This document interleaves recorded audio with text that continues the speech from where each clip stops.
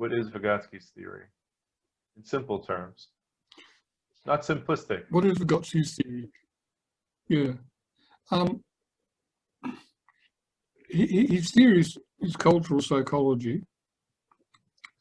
And Vygotsky always answers questions like this in a genetic way. You had, coming out of the 19th century, two currents of psychology. You had your brass instrument psychology, which was carried out in the lab and, for instance, managed to measure the time it takes for a nerve signal to get from the finger to the brain, for example.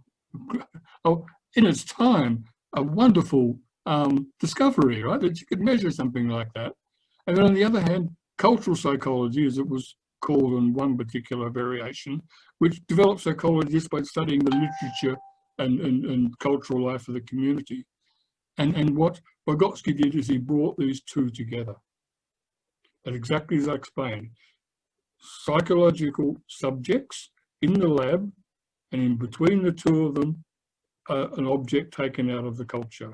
And then look at how those two use this object together. So that's the germ cell of Vygotsky's psychology.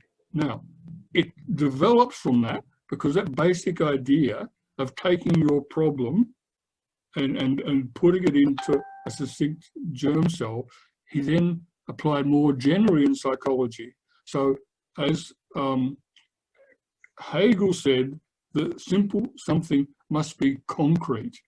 Now, concrete has a specific meaning for Hegel.